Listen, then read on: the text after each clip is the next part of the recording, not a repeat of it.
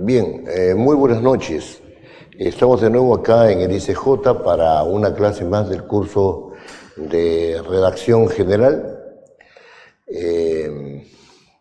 Como ya hemos dicho en las clases pasadas, y vuelvo a retomar para empezar esta clase algunas ideas, la redacción es una construcción de textos y por lo tanto en esa construcción de textos no solamente están los aspectos de carácter gramatical, ¿no? Los aspectos propios de la redacción como son en primer lugar la utilización de las palabras, la concordancia que tienen con las palabras que se pueden combinar, están la relación de estas palabras combinadas con otro conjunto de palabras para formar frases, la relación de frases da lugar a oraciones, etc. Todo este aspecto de carácter gramatical que implica, por supuesto, una serie de concordancias que ya hemos explicado, no se reducen en la idea de una redacción adecuada solamente a la aplicación de estos conceptos, sino que además hay un criterio lógico de armazón del texto. La vez pasada hemos intentado dar una serie de conocimientos relacionados con el proceso de la comunicación y con los criterios básicos o con instrumentos básicos para armar textos. Hemos dicho que no hay forma de entender la redacción, sino como un proceso comunicativo. ¿Qué significa que la redacción es un proceso comunicativo? Que está situada en un circuito de la comunicación donde quien escribe para que le lean y entonces hay una relación a través de mensajes escritos entre el emisor y el receptor, que esos mensajes están relacionados con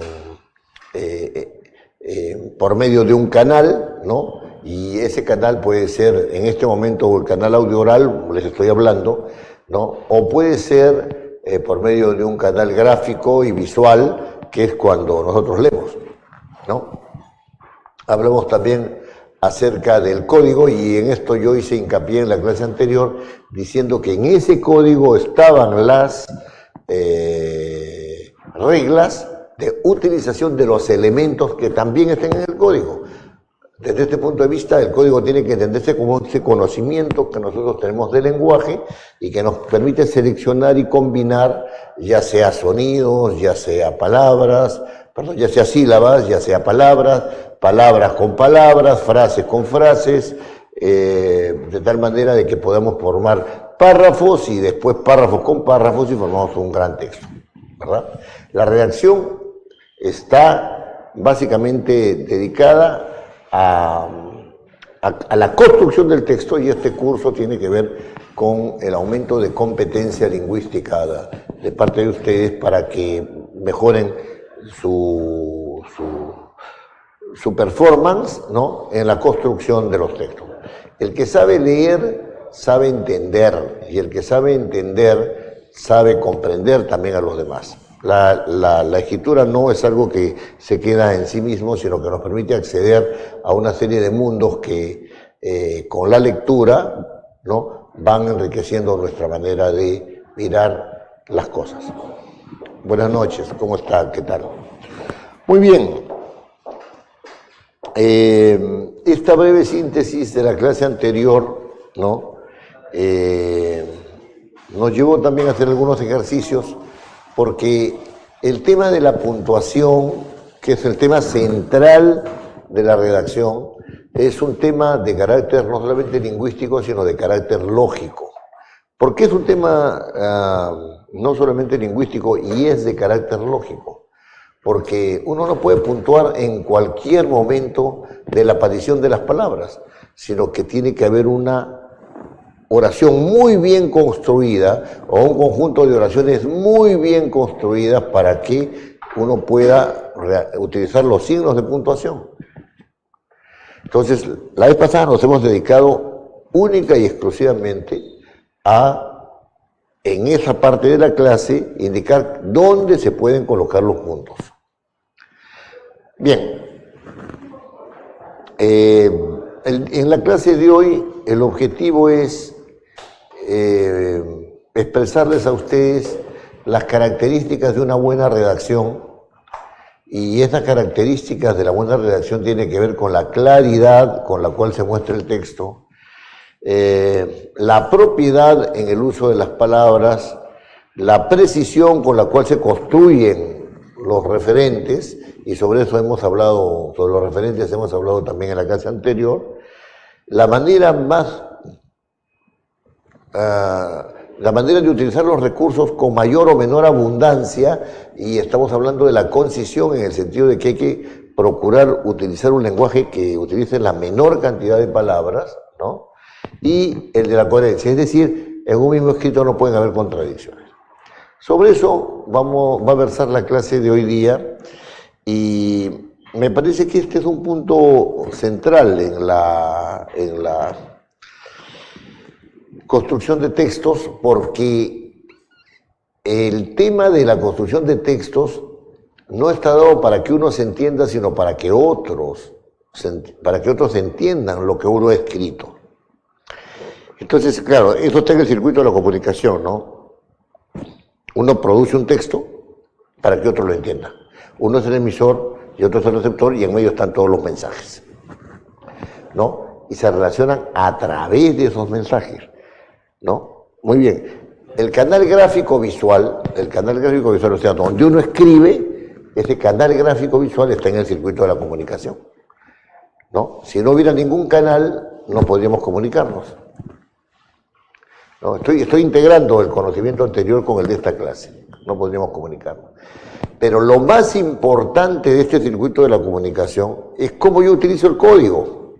Es decir, cómo escojo, cómo selecciono los elementos y en base a qué reglas los combino. También hemos hablado de eso en la clase anterior. Y en el lenguaje escrito eso tiene sus particularidades. Fíjense, ¿por qué digo que tiene sus particularidades? Porque una vez que usted ha escrito el texto va, sea que vaya a través de una carta, de un oficio, de un memorándum, etc. O que vaya a través de la internet, ¿no es cierto? A través de un mensaje de internet. Cualquier tipo de mensaje de internet. Incluso las cartas, etc. pueden estar también en un texto adjunto. Y no tienen regreso. ¿Qué cosa significa que no tienen regreso? Que una vez que usted envió el mensaje escrito, quedó enviado. Y el que lo lee, lo leerá en el texto que ya fue enviado. No sucede así con el lenguaje oral. Y no sucede así con el lenguaje oral, porque en el caso del lenguaje oral, ¿no?, hay lo que se llama este fenómeno de la retroalimentación. Vamos a suponer que ustedes tienen una discusión con una persona, sea quien sea, ¿no? Y la otra persona se siente ofendida. ¿Qué hacen ustedes? ¿No? La miran y elaboran un mensaje de disculpas, ¿no es cierto? Un mensaje de disculpas. Sé que discúlpame, no te he querido decir eso, en realidad lo que he querido decir es otro, pero yo soy un bruto, no sé cómo decir las cosas, etc. Ese fenómeno se llama retroalimentación. Eso en el lenguaje escrito no existe. El señor usted le envió el papel y dice, tú me podrás dar todas las explicaciones que quieras, pero lo que dice acá es esto. Un juez, por ejemplo, ¿no? Señor, usted ha interpuesto una apelación. Muy bien. Señor, usted lo ha hecho fuera de la fecha. Señor juez, ¿sabe qué? Lo que pasa es que yo me he equivocado al momento de tipear y he tipeado y he puesto la fecha de hoy, pero en realidad la fecha es la de ayer. Acá dice la fecha, acá está. Usted está fuera de tiempo, por lo tanto la interpelación, siendo extemporánea, no procede. No hay el nivel de retroalimentación ni la velocidad de la retroalimentación, ¿no?, con la cual uno se conduce en el lenguaje oral. Y en el lenguaje escrito uno puede mandar una carta diciendo deje sin efecto la causa anterior, etcétera, pero los recursos son menores. Entonces, con esto que estoy queriendo decir, que hay que tener mucho cuidado, y hacen ustedes bien en venir a los cursos de redacción, porque en los cursos de redacción lo que queda plasmado es lo que se dice. Y la otra persona que recibe va a interpretar lo que claramente está escrito ahí. Muy bien. Entonces, nosotros tenemos que una primera característica de la redacción escrita, que también tiene que serlo también de la conversación oral, ¿no? Pero estamos hablando ahora del lenguaje escrito, es la claridad. Ustedes van a encontrar multitud o una buena cantidad de textos sobre redacción. Cuando vayan a una librería, por ejemplo, si no los van a comprar, revíselos. Y el tema de la claridad está como que está ahí metidito por un costado y cuando en realidad es un tema central, ¿no? El lenguaje tiene que ser claro. Y claro le llaman a que lo pueda entender todo el mundo. Eso hay que, este concepto de claridad hay que matizarlo. O sea, la democratización del lenguaje ya está dada por el hecho de que todos podemos utilizar, por ejemplo, el castellano, ¿no es cierto? Tenemos 400 millones de gente que habla castellano, ¿no? Y todos utilizan los mismos elementos y las mismas reglas, las mismas posibilidades, y las utilizan para sus fines, ¿no es cierto? Entonces, ahí van viniendo las variantes. Está bien, está perfecto. ¿No? Pero ese hecho de que el lenguaje sea claro para todos, es un hecho que riñe, o sea, que contradice la experiencia cotidiana. Si usted, por ejemplo, tiene una planta industrial, tiene que llamar a un químico para que le vea el trabajo, y el químico le va a hablar en términos químicos, no le va a traducir. El químico entiende de que aquella persona con la cual le están hablando, ¿no?, está entendiendo lo que está haciendo. Yo otro día estoy en una reunión de amigos, uno es ingeniero químico y el otro es ingeniero mecánico, pero se ha dedicado a asuntos de carácter industrial, ¿no? Entonces estaba produciendo una pasta que tenía que ver con que era una pasta de huacatay, ¿no? Que es una pasta que se utiliza para muchos productos, ¿no? Para muchos productos. Para la mostaza, que es lo que venden en el mercado, ¿no?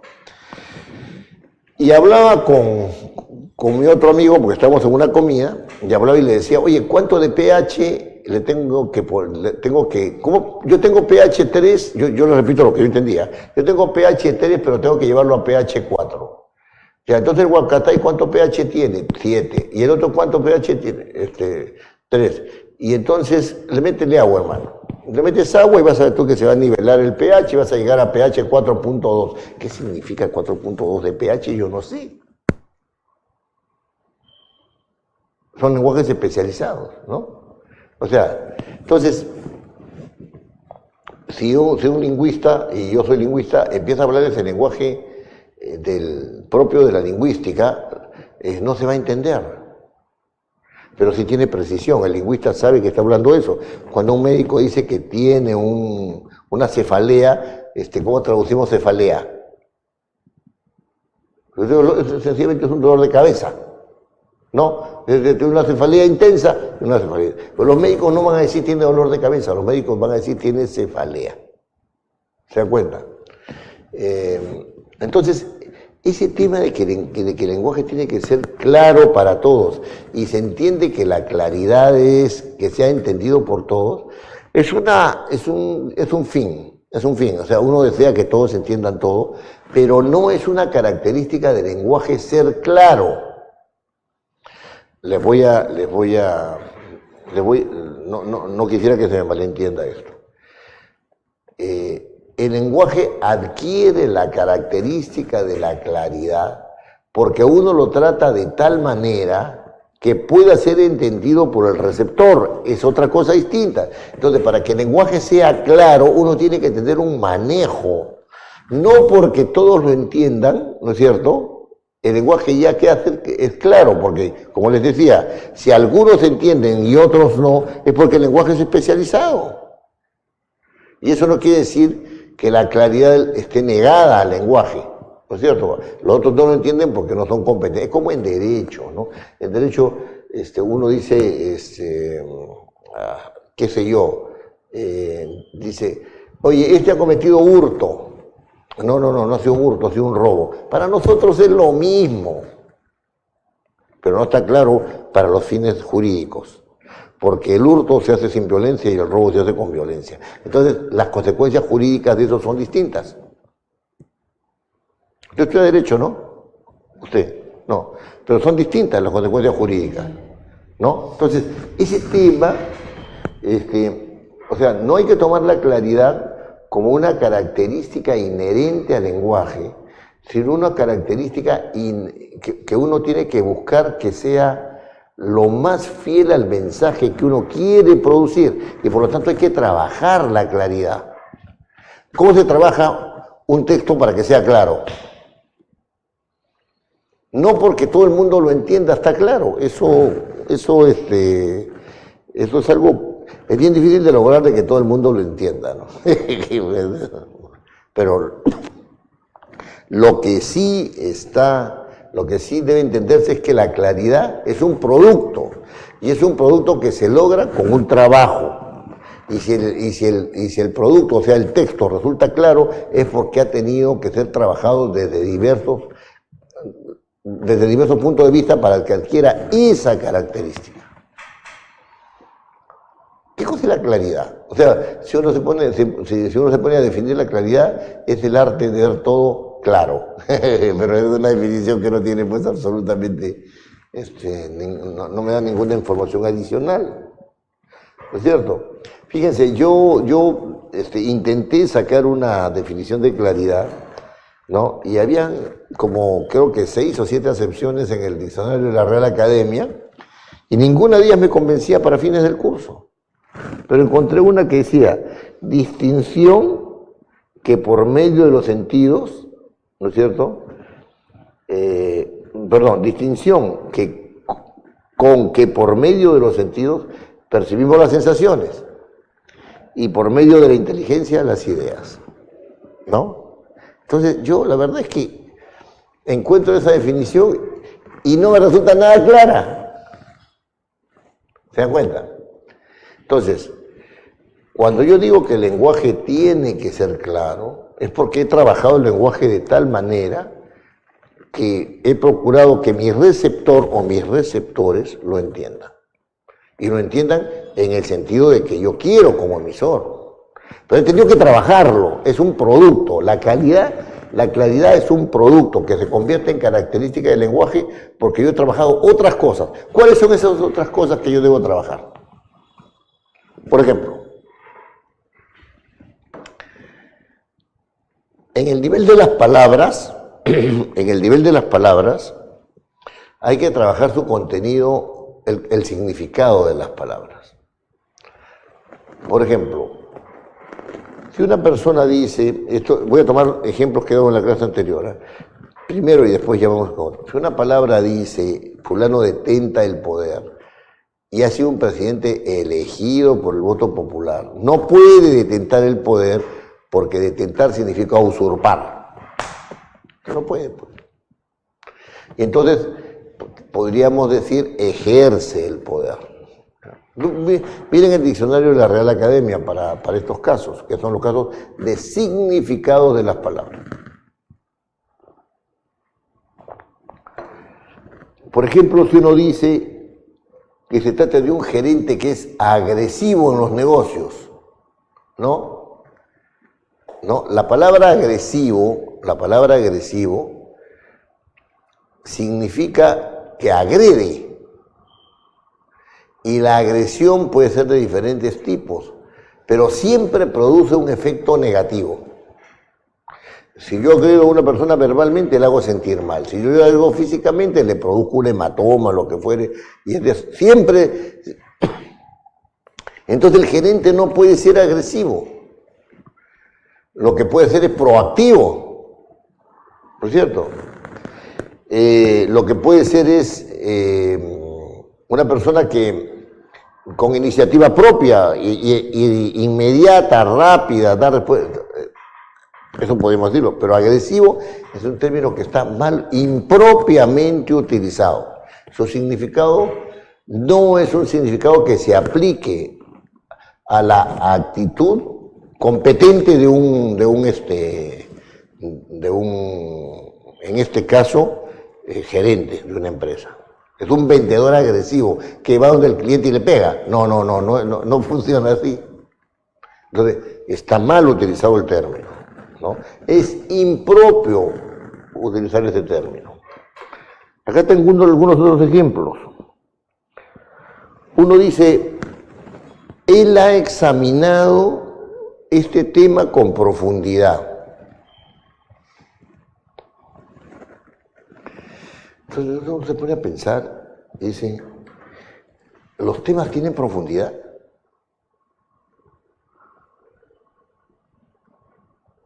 No. Entonces, no está bien utilizar la palabra profundidad en este caso, es impropia. Podríamos haber dicho, él ha examinado el tema con detenimiento, no se ha apresurado, ¿no? Lo ha hecho lentamente para llegar a una buena conclusión. Ah, sí, a mí me parece que está bien. ¿No? O podríamos decir, por ejemplo, se registró una explosión. ¿Cómo que se registró? ¿No? O sea, uno cogió su lapicero, ¿no es cierto? Y la registró dentro, abrió su computadora y la puso en su registro de hechos del día. Él registró una computadora. Es impropio. Si yo digo se registró una explosión, se produjo, pero por supuesto que se produjo una explosión, ¿no es cierto? Él ostenta el cargo fíjense, él ostenta el cargo de ministro de Estado. ¿Cuál ostenta? Ostentar significa mostrar. Entonces no está ostentando el cargo de Estado, sino que está ejerciendo el cargo de Estado. Él ejerce el cargo de ministro, el cargo de ejercer, no ostentar. Yo creo que la palabra ostentar es mostrar, o sea, él muestra el cargo. ¿Qué muestra? No muestra nada. Es impropio ese manejo del lenguaje. ¿No? O tan de moda está, esa chica fue abusada. Sabemos qué cosa quiere decir, ¿no es cierto? Pero está mal utilizado porque fue maltratada. ¿No? La chica fue abusada por su pareja. ¿No? Todos sabemos que de qué se trata, pero es impropio ese tipo de manejo. ¿No? Porque yo podría decir también que el hombre fue abusado por la mujer porque todos los días lo insulta. Lo que está viendo ahí es un maltrato. Entonces, el verbo es maltratar. Fue maltratado, es impropio utilizar ese lenguaje. Cuando se plasma todo este tipo de fenómenos que tienen que ver con la impropiedad en el manejo del lenguaje, ¿no? Entonces uno está afinando su razonamiento para que su mensaje sea más preciso. Hay que evitar la impropiedad en el manejo del lenguaje y hay que utilizar, para decirlo de la otra manera, hay que tener un lenguaje propio. ¿Qué significa tener un lenguaje propio? Un lenguaje en el cual el significado de las palabras sea aquel que se aplica a esa situación.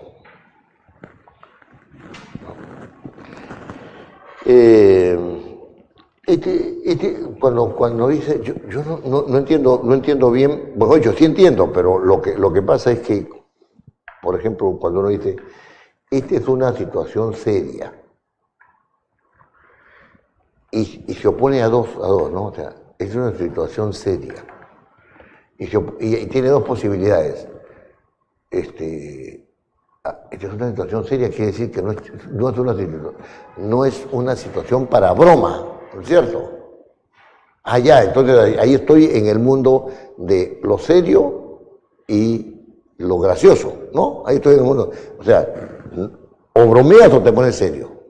Y es la forma que utilizamos este término cuando estamos haciendo un trabajo. Ya déjense de bromas y de tonterías, estamos trabajando en serio, ¿no es cierto? Ya, muy bien. Pero ¿qué pasaría si yo digo, no?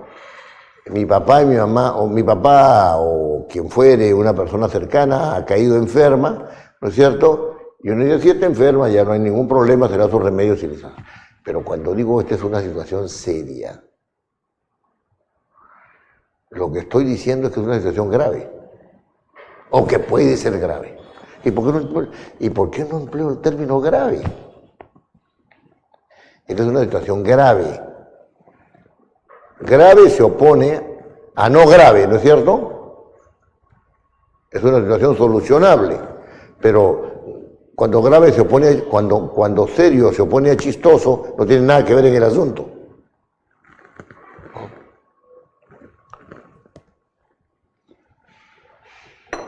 Entonces lo que les estoy tratando de decir es que una de las formas por las cuales se adquiere claridad para el manejo del lenguaje, uno de los recursos es tratar el lenguaje con propiedad, evitar la impropiedad. Permítanme. Si yo quiero obtener claridad,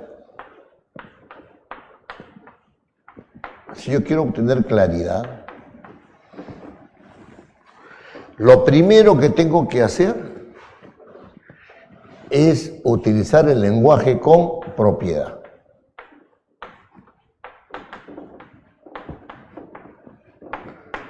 La propiedad se refiere a utilizar las palabras con el significado adecuado a la situación.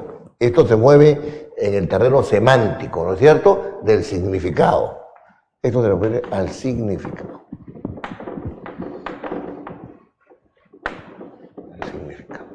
De tal manera que cuando yo construyo palabras, cuando yo construyo oraciones o frases, esto tiene que estar presente. La propiedad tiene que estar presente. Muchos locutores en la televisión tienen un lenguaje impropio. Por ejemplo, en el terreno político, la Comisión de Constitución aprobó, para unas novedades, ¿no? La Comisión de Constitución aprobó la bicameralidad. 2 cámaras, senadores y diputados. Muy bien. La Comisión de Constitución no tiene ninguna competencia para aprobar nada. Lo que ha dicho es, hemos dado una opinión favorable, ¿no?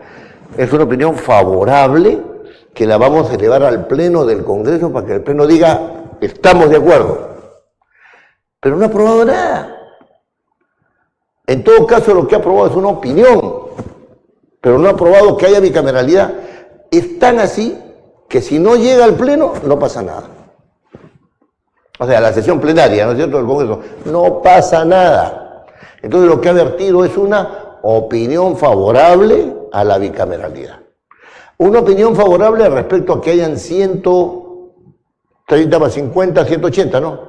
180 congresistas. Una opinión favorable respecto a que las atribuciones del Senado son estas y las del diputado son estas otras. ¿Se dan cuenta? O sea, sus funciones. Eso es lo que ha hecho. ¿Dónde está el error? En decir que ha aprobado.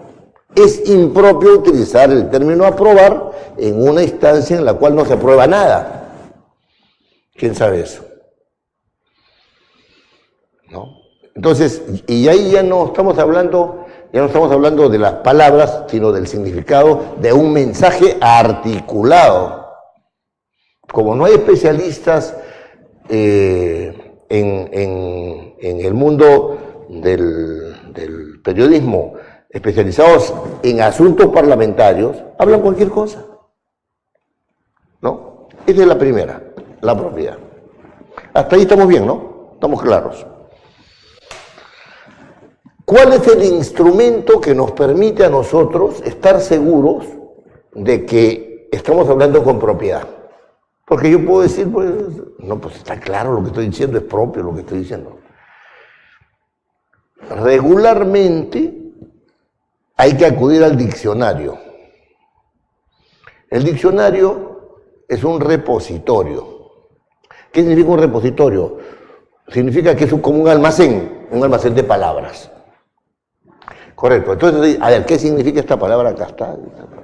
Entonces ustedes dicen, no, pero usted está utilizando... No, acá está en el diccionario de la Real Academia dice tal cosa, tal cosa. Les voy a contar una anécdota. Cuando la doctora Marta Hildebrand estaba en el Congreso, ¿no?, como miembro de la mayoría parlamentaria del Fujimorismo, se estaba discutiendo, si mal no recuerdo, una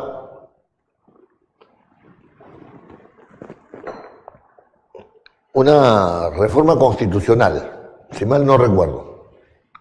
Bueno, pero no importa si era reforma constitucional o ley, pero sucedió lo siguiente, desde el punto de vista lingüístico. Lo primero, el señor Torres Lara se levantó y dijo que lo que estaba diciendo fulano de tal era una cojudez, ¿no? Inmediatamente se aleonaron todos, ¿no? Y dijeron, nos ha dicho que somos unos cojudos, tiene que retirar las palabras, etc. La señora Marta Hildebrand se paró y en su calidad de lingüista, abrió su diccionario y dijo, cojudo, palabra que viene de latín, ¿no es cierto?, con significado tal y cual, etcétera, ¿no?, etcétera.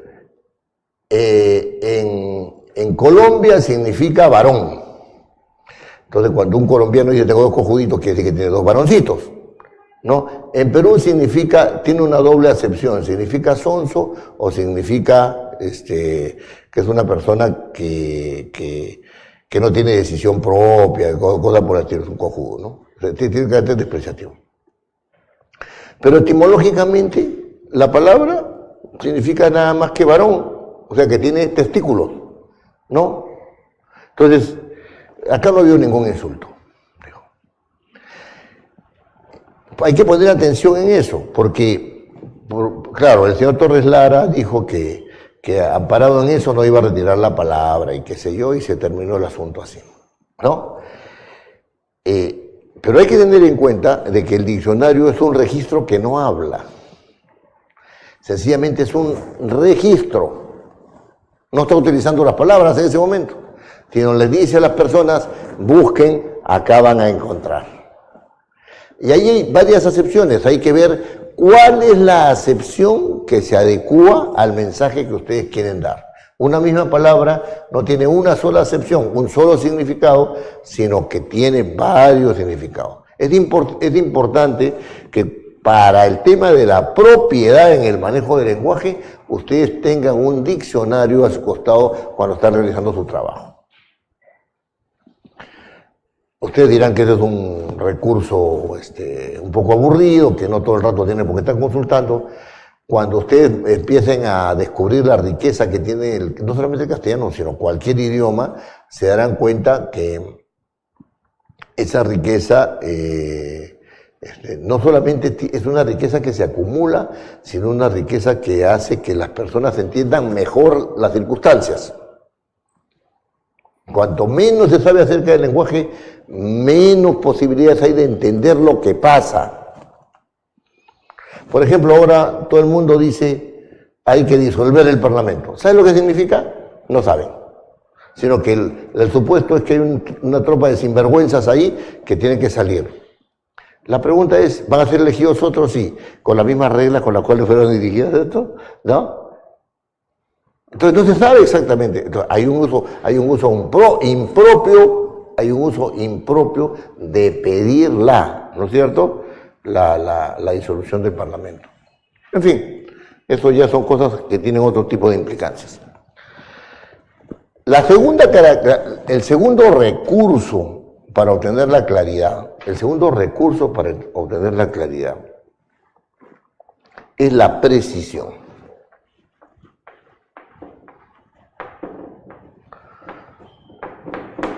Pongan atención que este recurso, o sea, buscar la precisión, ¿no es cierto? Es un recurso, ¿no? Buscar la precisión, ¿no? Es quizá el recurso más importante. No estoy negándole importancia a la propiedad, pero la precisión tiene que ver con la concepción que tiene del mundo el que quiere enviar el mensaje. La concepción del mundo que quiere enviar el mensaje. Fíjense ustedes, les voy a poner el siguiente caso, para que vean que el lenguaje no es una cuestión que puede subir un poquito el texto, ¿no? Sí. La proyección, ¿no? Sí. Pues, súbalo nomás, súbalo. Ahí estamos en la precisión, ¿no? Entonces, ¿por qué? Avíseme cuando me esté saliendo de la pantalla, ¿ya? Porque yo me muevo y no sé cuándo estoy en foco o cuándo no estoy. ¿Por qué es importante la precisión? ¿No es cierto? Ubicación adecuada del objeto y construcción del referente. Sabemos que es un referente, no lo he explicado en la clase anterior, ¿no? ¿A qué me refiero yo? Me refiero a esto, ese es mi referente, ¿no es cierto? Ese es mi referente. Muy bien. La construcción del referente. Les cuento el siguiente caso.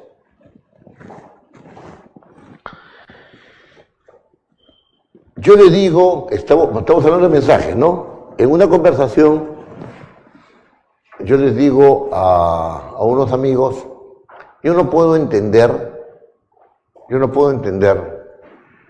por qué el presidente de la República gana menos que el presidente del Banco Central de Reserva. ¿No? El presidente del Banco Central de Reserva gana 45.000 soles mensuales y nadie le dice nada.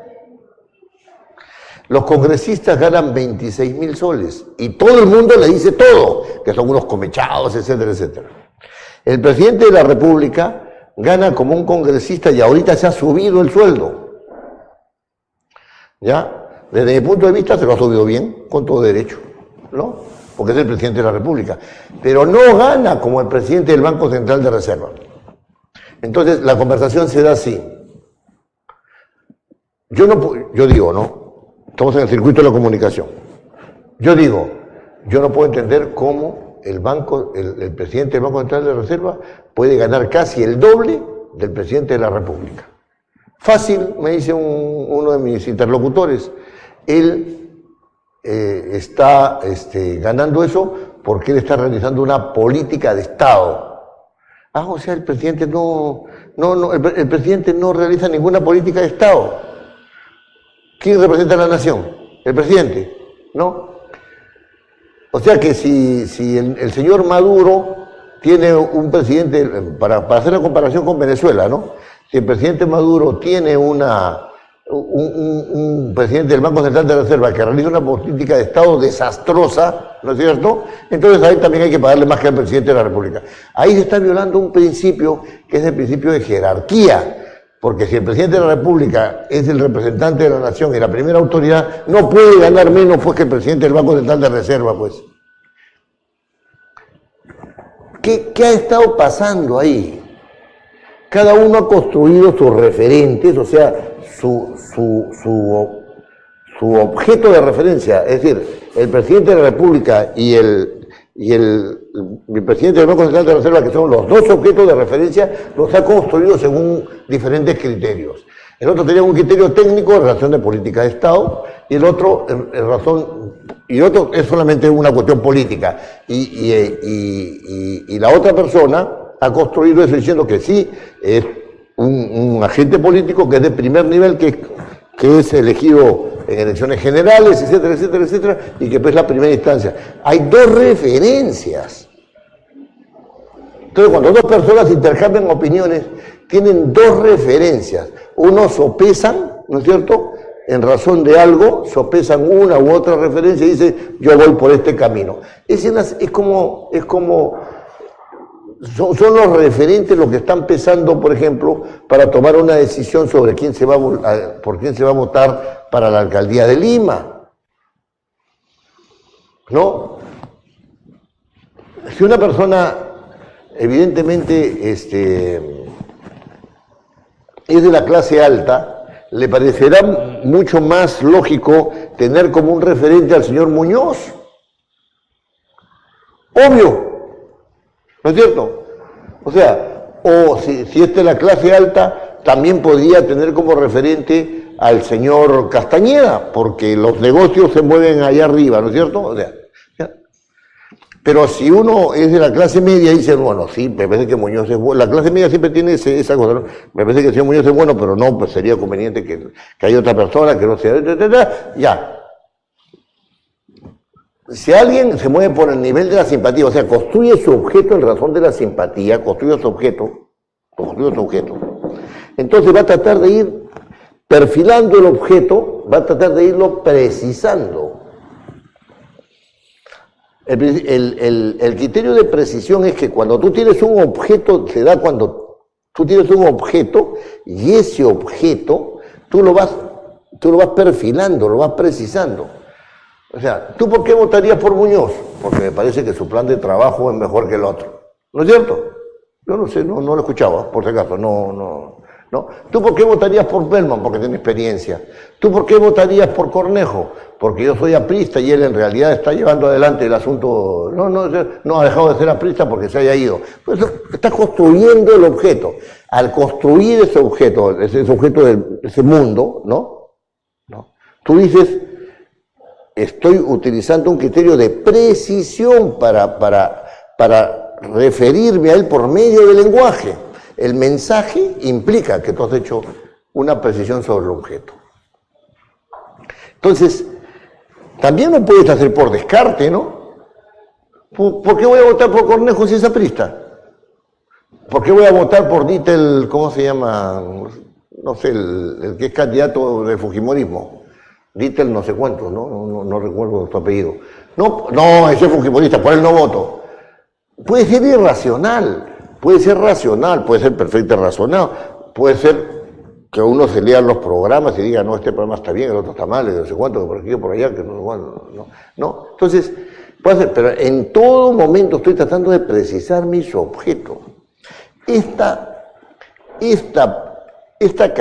no característica, sino este recurso de precisión para obtener la claridad es algo que se construye, ¿no? Muy buenas noches, ¿cómo está? ¿No? Es algo que se construye y que tiene que ver con el referente. Tiene que ver con el referente. Pon atención en esto. No hay ningún texto que no esté sujeto a interpretación. O sea, la precisión también es algo que hay que lograr. Pero el texto siempre está sujeto a interpretación. Por eso hay que evitar en lo posible que esté sujeto a interpretación. Hay que ir lo más directamente posible al punto. Ayer asistimos a una misa de difuntos ahí por la punta, de un primo de mi esposa, ¿no? De la mamá de un primo de mi esposa, de unos primos de mi esposa, y el sacerdote que ofició el rito de la misa dijo que pon atención en esto porque es importante respecto de la precisión, en el sentido de la construcción de los objetos, de nuestra construcción del mundo, ¿no? Este tema de la precisión, bueno, el sacerdote dijo lo siguiente: voy a hablarles acerca del libro de Job, ¿no? Y en realidad no se sabe si pasó o si no pasó lo que narra el texto bíblico, pero lo importante es la enseñanza que nos deja.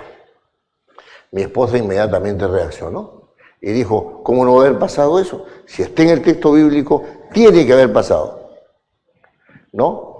Entonces yo dije, no, no necesariamente, porque en los tiempos del Señor, bueno, anteriores al Señor Jesús, que son los tiempos judaicos, ¿no?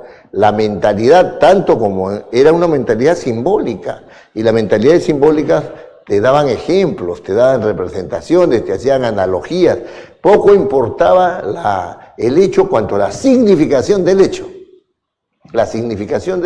¿no?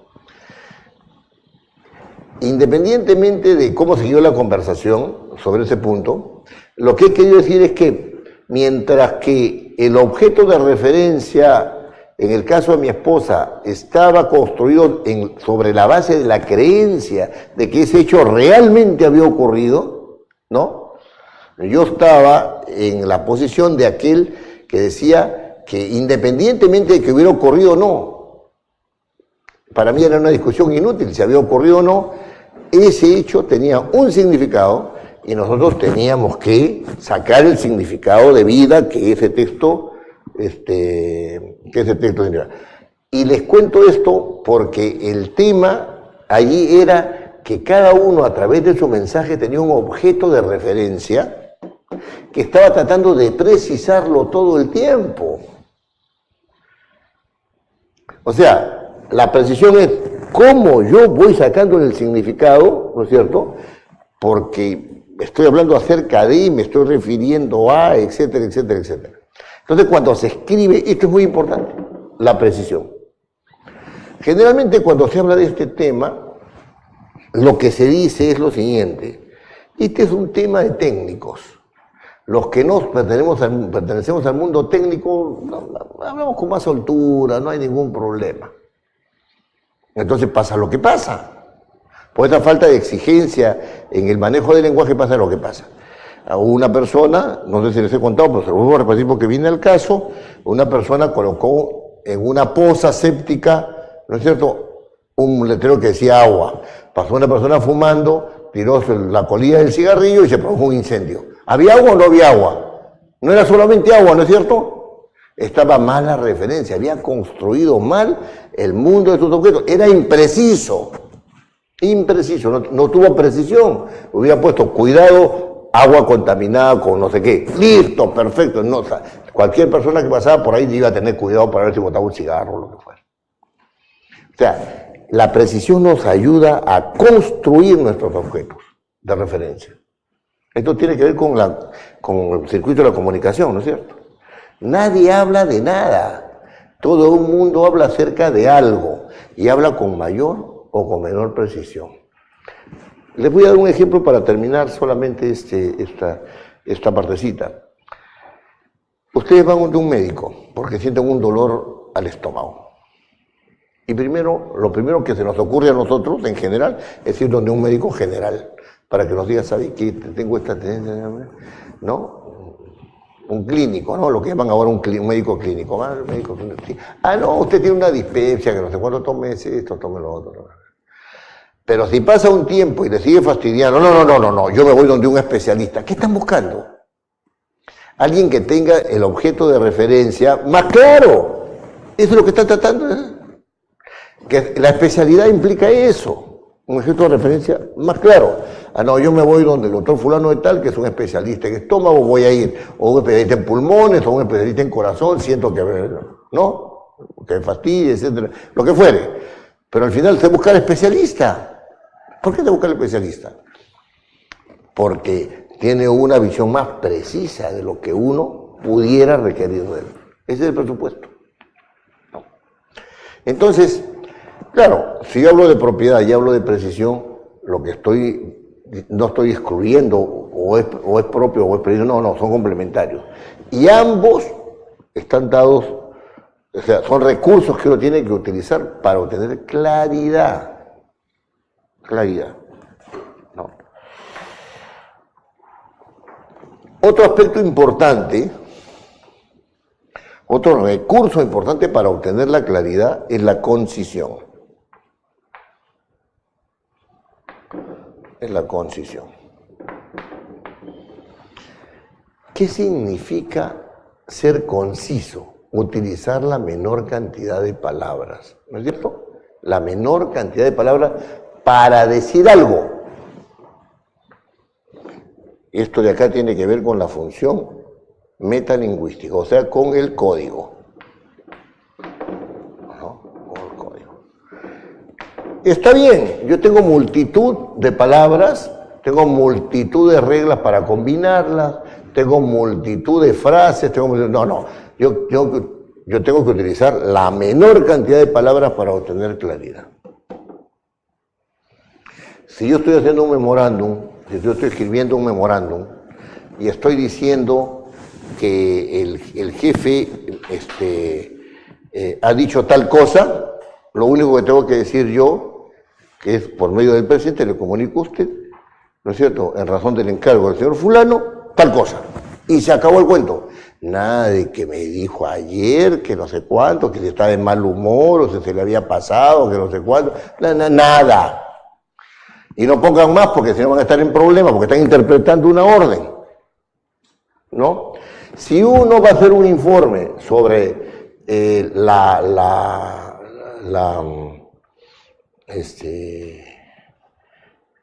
el proceso de... Hay un proceso por el cual se saca la tierra y se deja el metal. Le voy a llamar licuefacción, aunque no es eso, ¿ya? Aunque no es eso. Entonces, sírvase usted informar acerca del proceso tal en el aspecto tal. O sea, hay un proceso donde hay un momento en el cual hay licuefacción. ¿Ya? Muy bien. ¿La persona qué va a hacer? Va a escribir todo el proceso, va a decir que no, me está diciendo que en el proceso tal, la licuefacción tiene estas características, y desde mi punto de vista sucede tal cosa. ¡Listo! Se acabó. Estamos hablando de informes técnicos, ¿no? Estamos hablando de informes técnicos. Con los informes jurídicos, esto es un asunto más complicado. Cuando dicen, por ejemplo, que las sentencias de los jueces tienen que ser sentencias motivadas. ¿Usted tiene que ver algo con el derecho o no? Ya, muy bien. Motivadas. Quiere decir que hay un razonamiento que fundamenta la sentencia del juez. Y ahí no es que son más o menos palabras. Ahí son las palabras las que tienen que ir. Y si usted no pone lo que debe ir, va a haber una motivación más débil. Y si sobreabunda innecesariamente, de repente va a debilitar la argumentación. ¿Cómo se mide ahí este proceso de concisión? ¿Se da cuenta de lo que quiero decir? O sea, ahí se mide por la línea argumentativa. La línea argumentativa. ¿No es cierto? Si yo estoy defendiendo un caso de robo o hurto de una persona que es, ¿cómo se dice?, casi responsable, no sé cómo, tiene una responsabilidad, o sea, está entre los 15 y los 17, pero no está en los 18. Hay un tipo de responsabilidad ahí. Se entiende que no es responsable, pero para ciertas cosas sí lo es, ¿no es cierto? Yo tengo que argumentar en razón, si lo quiero liberar, tengo que argumentar en esa línea para poder liberarlo, dependiendo del delito que haya cometido, por supuesto, ¿no? Y si el fiscal quiere meterlo adentro al muchacho a Maranguita, ¿no?, tiene que argumentar en ese otro sentido. Y no puede haber un uso de palabras que esté de más para favorecer la posición del otro. Vean los programas de derecho que hay hay películas estupendas sobre los debates que se dan entre abogados, y están en ese límite. No puedes decir más, concisión. No puedes escribir más, concisión, la menor cantidad de palabras. Pero ahí también hay otro asunto más, por ejemplo, en el mundo de la literatura, ¿no? No le van a pedir a un narrador que le escriba como se escribe pues un telegrama, ¿no? Bueno, ya no hay telegramas, ¿no? No, nos recordamos los telegramas con cierta nostalgia. ¿No? Entonces, ¿no? Como si fuera es decir, no se puede pedirle a un escritor que no describa, que no haga diálogos, que no construya situaciones, y para eso tiene que utilizar un grupo de palabras, o sea, un conjunto de recursos, ¿no es cierto?, que no son, pues, que no son informes técnicos, que no van a dar lugar a un informe técnico. O sea, la concisión está en razón de qué tipo de discurso quiero yo construir. ¿No es cierto? O sea, si yo voy a hacer un memorándum, un oficio, etcétera, etcétera, etcétera, es una cosa. Otra cosa es un informe técnico. Otra cosa es un informe, es escribir una novela o poesía. Otro asunto es informar acerca de la comisión o de la ocurrencia de algo como es en el mundo periodístico. Son cosas distintas. Entonces la concisión está en no perder el foco. Este es el punto clave. En no perder el foco. Usted, por ejemplo, ¿cómo me dijo que se apellidaba? Disculpe, soy malo por los nombres. Rizo. Señora Rizo, ¿usted qué hace en su vida laboral? Es usted secretario. O sea, este tema de acá es un punto clave. Mándale un correo a fulano tal diciéndole tal cosa. Usted le dice tal cosa con la menor cantidad de palabras. Ese es un tema clave. Esa es una disciplina que está acá. Si vas a acercarse en este momento, por internet, por indicación del señor fulano, si vas a acercarse en este momento. Si vas a remitir tal cosa. No puede decir más. O sea, la concisión es una gran ayuda para una secretaria. ¿No? Muy bien. Pero como les digo, no en la redacción no hay la posibilidad, ¿cierto? No existe la posibilidad de tener una receta.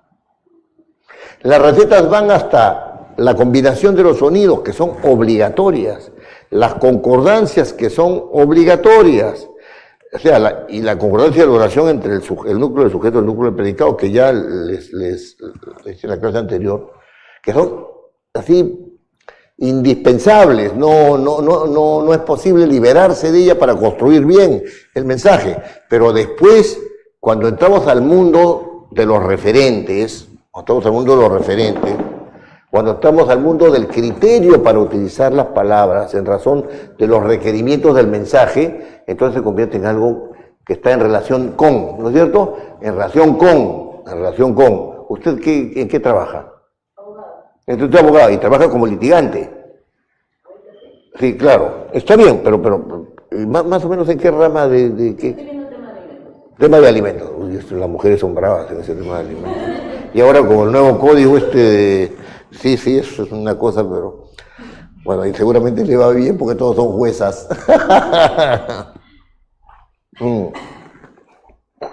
No, pero el litigio tiene sus requerimientos.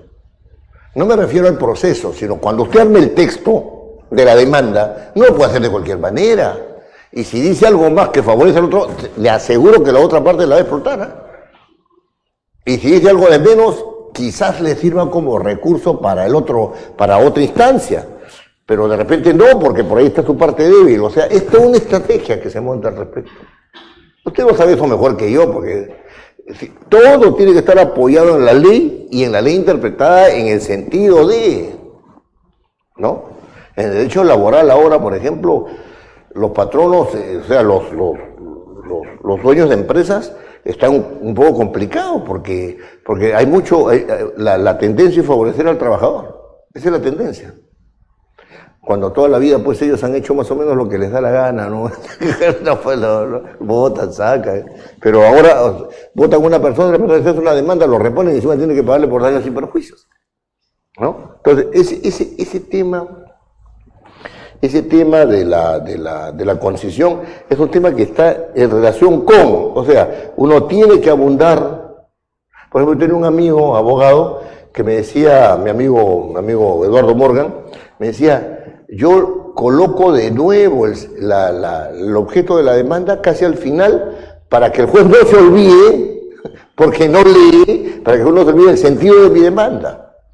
Esa reiteración desde mi punto de vista como lingüista era totalmente innecesaria, pero dadas las características del juez o dadas las características de cómo manejan los recursos, ¿no es cierto?, tenía que reiterarse para decirle al juez, de esto se trata, de esto se trata, de esto se trata. Eso para mí es un defecto en la comunicación, pero es algo que existe, digamos que hay que tenerlo en cuenta, ¿no?, en el momento de la estrategia. Muy bien. Y el último recurso que hay que utilizar para obtener la claridad es la coherencia. Es la coherencia.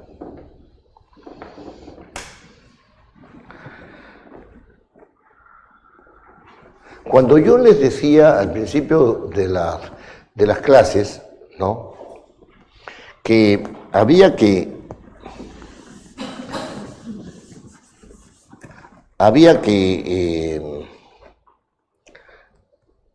ver la posibilidad de no incurrir en contradicción, ¿no es cierto?, de no incurrir en contradicción. Estaba aludiendo al principio de la coherencia. ¿Qué significa este recurso de la coherencia para obtener la claridad? Que un texto no puede tener dos ideas contradictorias, salvo que vayan a ser solucionadas en el propio texto. Es decir, en un mismo texto, sea chiquito o grande, lo que fuere, no pueden haber dos ideas que se anulen una a la otra, o sea, que se contradigan. ¿No?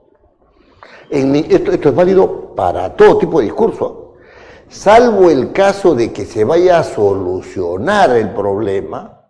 Después, en el razonamiento jurídico, ¿no es cierto?, se utiliza ese tipo de argumentación, es decir, fulano de tal dice tal cosa y el otro dice tal otra, ¿no es cierto? Lo que sucede es que y uno soluciona la coherencia que está ahí, pero no puede haber una incoherencia sin solucionarse en un texto. Si existe una incoherencia que no se ha solucionado, el texto está mal hecho. En literatura, ustedes me dirán, esto es el lenguaje racional, ¿no?, pero en la literatura esto funciona perfectamente. Si ustedes leen Los hermanos Karamazov de Dostoyevsky, ¿no?, que si lo empiezan a leer les aseguro que no van a parar hasta terminarlo, porque es una novela apasionante, ¿no? O si leen Crimen y Castigo, que también es otra novela apasionante, ¿no?, encuentran una escena como la siguiente. Son varias escenas en realidad, pero les estoy haciendo el hilo conductor para ver el tema de la coherencia, ¿no? El protagonista, que si no me equivoco se llamaba Alyosha, he leído esto hace mucho tiempo, me van a disculpar que no sea preciso, pero lo que me interesa es el caso.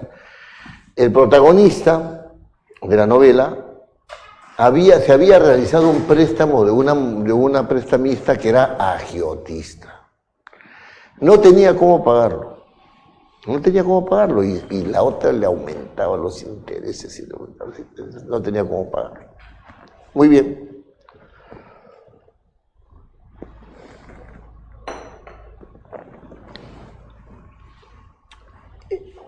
Alyosha era una persona buena, ¿no?, que había llevado su vida bien, o sea, no había tenido mayores problemas. Pero este asunto con la agiotista, ¿no es cierto?, con la prestamista, lo llevó al límite y dijo, lo único que me queda es matarla. ¿Dónde está la contradicción? Porque en el terreno lógico, ¿no es cierto?, él pensó, me está ya ahorcando, tengo que matarla. ¿Dónde está la contradicción? La contradicción en el texto surge cuando él entra en conflicto consigo mismo respecto a si debe matarla o si no debe matarla. Y al final la mata. No al final de la novela, sino al final de su proceso interno la mata y después viene Dostoyevsky.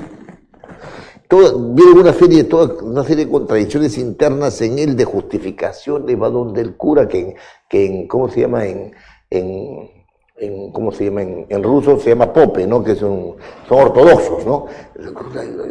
Hay toda una serie de conflictos ahí. Contradicciones. Pero esas contradicciones tienen que solucionarse en la novela de alguna manera. No pueden quedarse ahí. Es decir, literariamente podrían quedarse, pero como contradicciones, tienen que solucionar. Ese tipo de contradicciones son contradicciones que se manifiestan en el discurso, que tienen algo de lógica, pero que son contradicciones que tocan fuertemente las fibras afectivas. Bueno, yo les voy diciendo que cuando hay una incoherencia en el texto, vean si no es una incoherencia suya o si es una incoherencia de su relación con lo que están tratando. Y los digo por lo siguiente. Hay una persona que les cae mal, ¿no? Y le dicen, hagan un informe sobre esto. Pongan un caso.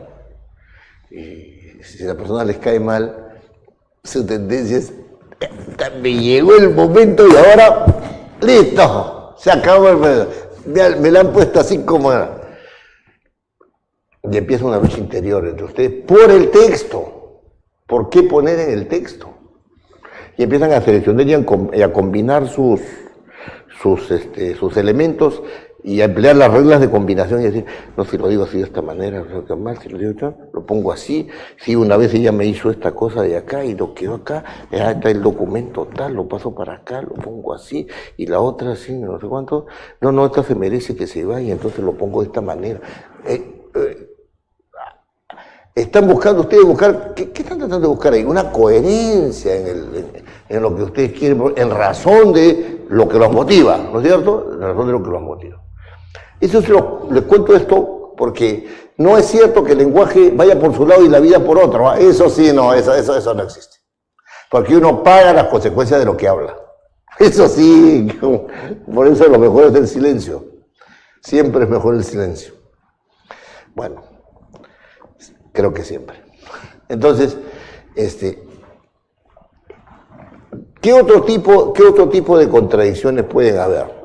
¿No es cierto? Porque acá estamos hablando de un tipo de contradicciones que tienen que ver mucho con las inclinaciones de las personas, ¿no es cierto? Que no son tan lógicas, pero hay contradicciones que son lógicas. O sea, yo no puedo afirmar algo y decir al mismo tiempo y en el mismo escrito que eso no es así como yo digo. No se puede. Usted como secretaria muchas veces debe haberle dicho a su jefe, señor, la vez pasada mandamos un documento en este sentido y ahora ¿cómo vamos a mandarlo en el otro sentido? Contradictorio, usted te está diciendo. Eso pasa. En las mismas relaciones de pareja, uno le dice al esposo, y hoy día me dices esto, mañana me dices lo otro, ¿qué te pasa? No, estamos hablando de mensajes, ¿no es cierto? Son mensajes. No es que estén ahí en el aire, qué sé yo, pero son mensajes. Entonces, este tema de la coherencia, ¿no? Alude más que al nivel semántico, al de precisar el objeto, ¿no? Que es el de la precisión, ¿no? El referente, o a utilizar más o menos palabras, pero las necesarias. El principio de concisión apunta a las palabras necesarias, ¿no es cierto? ¿No? Apunta más bien a un criterio frío, a un criterio lógico, en el cual no puede haber una idea que se contraponga con la otra en un mismo texto. Si lo hay, o se soluciona, como es el caso de los escritos, por ejemplo, jurídicos, o los escritos literarios, o si no, no debe haber contradicción, ¿no? Si ustedes utilizan el lenguaje con propiedad, con precisión, con concisión y con coherencia, obtendrán claridad. Hay que trabajar el lenguaje. El lenguaje es como un instrumento, no sé si ustedes tocan algún instrumento o no. No. Bueno, y ustedes van a una reunión y hay una orquestita y les encanta cómo toca la guitarra fulano y cómo toca el piano mengano o el violín fulano. ¿Cuánto tiempo de trabajo tienen sobre eso y cuánto perderían? O sea, ustedes notarían los defectos, ¿no es cierto?, si es que ellos no estuvieran bien entrenados. Bueno, lo mismo pasa con el lenguaje. Si ustedes no escriben constantemente, leen constantemente, o sea, se enriquecen lingüísticamente, entonces sencillamente se van a deteriorar en el uso del lenguaje. No es por vanidad, una de las cosas que a mí con alguna frecuencia me dicen es que yo expongo bien. Bueno, yo trabajo, o sea, yo trabajo mi exposición. No estoy buscando, cuando estoy poniendo las palabras precisas, que las ideas sean claras, etcétera, etcétera, etcétera. Es un trabajo. Leo mis videos, y a veces mi esposa me dice, oye, tú estos videos que te gustan bien, te gusta verte. No, me estoy analizando, ¿no? ¿Se dan cuenta de lo que quiero decir? Estoy analizando ni siquiera mi discurso nomás. Y me encontré que tenía unos vacíos argumentativos en una clase y dije, no puede ser.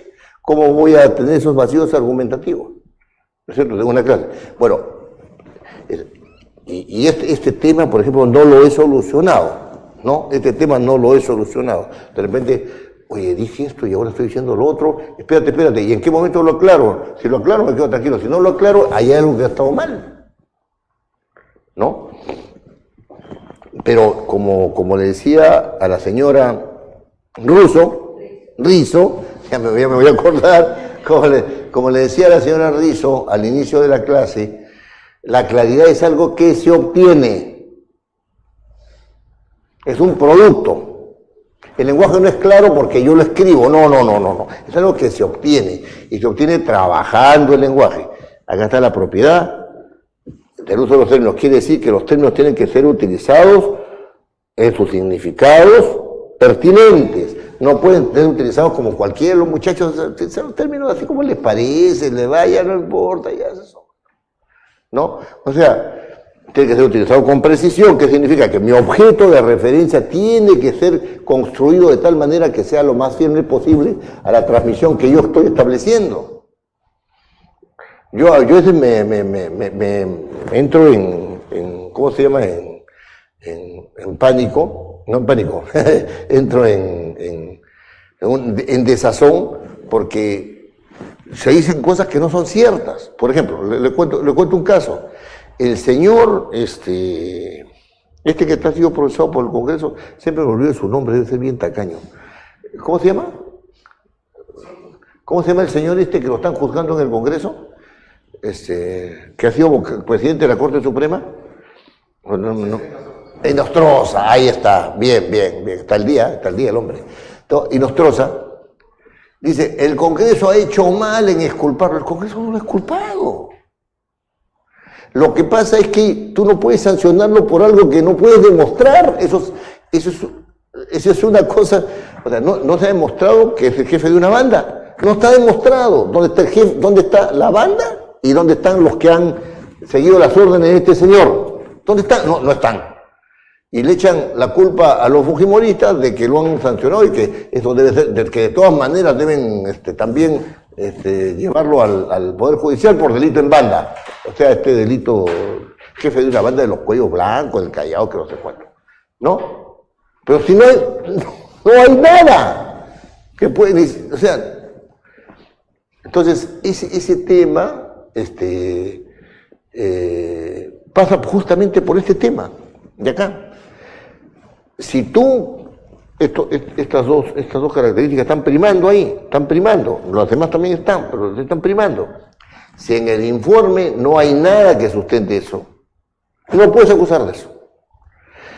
Si hay algo y es totalmente impreciso, ¿de qué lo puedes acusar? En derecho, lo que está tipificado es lo que debe cumplirse, no lo que no está tipificado. Si no se adecua a la tipificación, no es ese tipo de delito. ¿Por qué los periódicos sacan de que ha sido blindado cuando no hay forma de demostrar? Tú puedes creer que es así, de repente estás en lo serio, en lo cierto, pero en derecho tienes un texto que tiene que demostrar que eso es así como tú dices. La famosa motivación de la que hablamos cuando usted llegó, ¿no? Y ahí decir más o decir menos cuenta es el tema de la concisión. Bueno, la coherencia ya ni hay que decir, pues no puedes decir que es y que no es, ¿no? No puedes decir eso, ¿no? Yo no sé qué va a pasar con el fiscal de la Nación, pero es la primera vez que el Congreso se enfrenta con el presidente de la Corte Suprema y el presidente de la Corte Suprema les ha dicho que ellos no saben absolutamente nada, los que han hecho la acusación, que es un congresista seguramente con sus asesores, que no saben nada de derecho penal. ¿no? Ahora va a venir el fiscal de la Nación y de repente les enseña también de que es que no se preparan bien, ¿no? Pero lo que me molesta es que la construcción del objeto, o sea, este tema de la precisión, no está dado para ese caso. Y si no está dado, ¿qué conclusión puede sacar? Y este tema de redacción tiene implicancias bien serias, ¿sabes? O sea, no es un tema como para tomarlo ¿cómo se llama? Con ligereza, ¿no? ¿Qué horas son ahorita? 8 y qué? 17. Deme 2 minutos para descansar porque vengo de un training un poco fuerte. Entonces, deme 2 minutos, voy a terminar de tomarme mi café. Puede suspender la grabación si es que desea. No nos vayan a sorprender.